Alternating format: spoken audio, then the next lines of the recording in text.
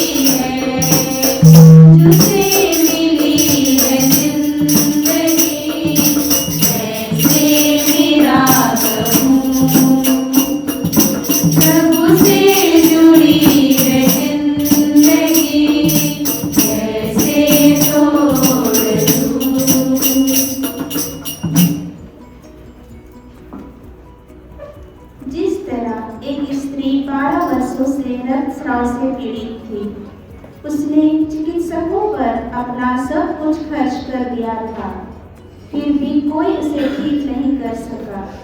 वह यीशु के पीछे आई और उनके वस्त्रों के किनारे को छुआ और तुरंत उसका रक्तस्राव रुक गया। इससे यह प्रमाणित होता है कि उस स्त्री को यीशु पर विश्वास के द्वारा उनकी चंगाई प्राप्त हुई। हम भी ईश्वर पर विश्वास एवं भरोसा रखते हुए अपनी सारी जरूरतों एवं मनोकामनाओं को प्रभु के समक्ष रखें और कहें, हे पिता तू दया का सागर, सुन हमारी प्रार्थना। हे पिता तू दया का सागर, सुन हमारी प्रार्थना। हे प्रभु, हम सब इस चंगाई सप्ताह में आपके सामने अपनी बीमारी और पीड़ाओं को लेकर आए हैं। अपने चंगाई भरे स्पर्श से हमें स्वस्थ करें, हमारे मन को शांति और शरीर को नई ऊर्जा दे। आपके क्रूस पर दिए बलिदान के द्वारा हम सबों को शारीरिक, मानसिक और आध्यात्मिक चंगाई प्रदान करें तथा अपना चंगाई का तेल सबों पर एक जीवंत धारा की तरह बहने दे। इसके लिए हम पिता ईश्वर से प्रार्थना करते हैं, हे पिता तू दया का सागर, सुन हमारी प्रार्थना। हे ईश्वर, चिकित्सा के मार्ग पर चलने वाले सभी डॉक्टर्स, नर्सेस एवं अन्य कर्मचारियों को ज्ञान की प्रखरता, एकाग्रता और धैर्य प्रदान करें। उन्हें ऐसा हाथ और हृदय दे जो मरीजों को न केवल चंगा करे बल्कि सांत्वना भी दे, ताकि वे मानव सेवा में सच्चे मददगार बन सके।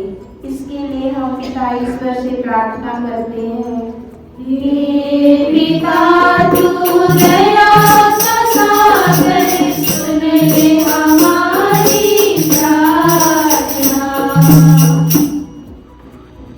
आज हम उन मेडिकल छात्रों के लिए प्रार्थना करते हैं जो भविष्य के डॉक्टर और हीलर बनने के लिए कठिन मेहनत कर रहे हैं। उन्हें कठिन विषयों को समझने के लिए ज्ञान, बुद्धि और एकाग्रता प्रदान करें। जब वे थके हो या तनाव में हो तो उन्हें अपनी शक्ति और निरंतर प्रयास करने का साहस दे। उनके हाथों में हुनर और हृदय में करुणा भर दे। उन्हें केवल बीमारियों का इलाज करना ही नहीं बल्कि बीमार की पीड़ा को समझना भी सिखाए। उनकी पढ़ाई पर आशीर्वाद दे ताकि वे ज्ञान और विवेक के साथ अपने कर्तव्य को ईमानदारी से निभाए। परीक्षाओं और अभ्यास के दौरान उन्हें मार्ग दिखाए ताकि वे हर चुनौतियों का सामना धैर्यपूर्वक कर सके। इसके लिए हम पिता ईश्वर से प्रार्थना करते हैं, हे पिता तू दया का सागर, सुन हमारी प्रार्थना।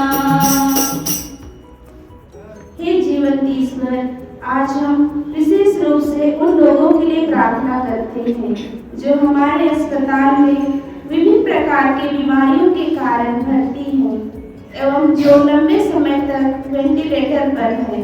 हे दयालु प्रभु, आप उन सभी के ऊपर अपनी चंगाई एवं दया की कृपा बरसा, जिससे उन्हें अपनी पीड़ा को धैर्यपूर्वक सहन करने की शक्ति मिले तथा उनकी बीमारियों में सुधार हो सके। इसके लिए हम पिता ईश्वर से प्रार्थना करते हैं, हे पिता तू दया का सागर, सुन हमारी प्रार्थना। हे प्रभु, आज हम दुनिया भर के सभी वृद्ध एवं बीमारों के लिए प्रार्थना करते हैं। प्रभु, जिनका कोई सहारा नहीं है, जो अनाथ, बेघर, विधवा एवं असहाय हैं, प्रभु तो उन्हें हर प्रकार के दुख, बीमार एवं बुढ़ापे में होने वाली सभी समस्याओं से बचाए रखे। इसके इसके लिए हम पिता ईश्वर से प्रार्थना करते हैं। हे पिता तू दया का सागर सुन ले हमारी प्रार्थना। प्रभु तुझे धन्यवाद मेरे तन मन से। प्रभु तुझे धन्यवाद मेरे तन मन से। तूने मुझे सुन लिया है युग युग से।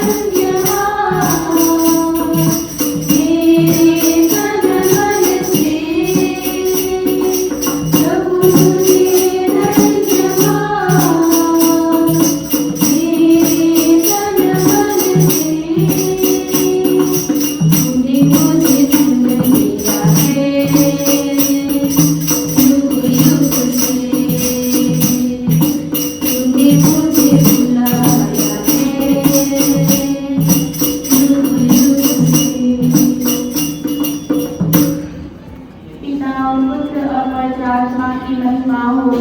जैसे आदि में सदा रहे।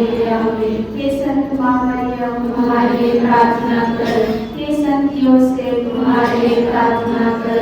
यीशु का दीपोवन हृदय तेरा राज्य आवे। क्रूस का चिन्ह पिता और पुत्र और पवित्र आत्मा के नाम पर आमीन।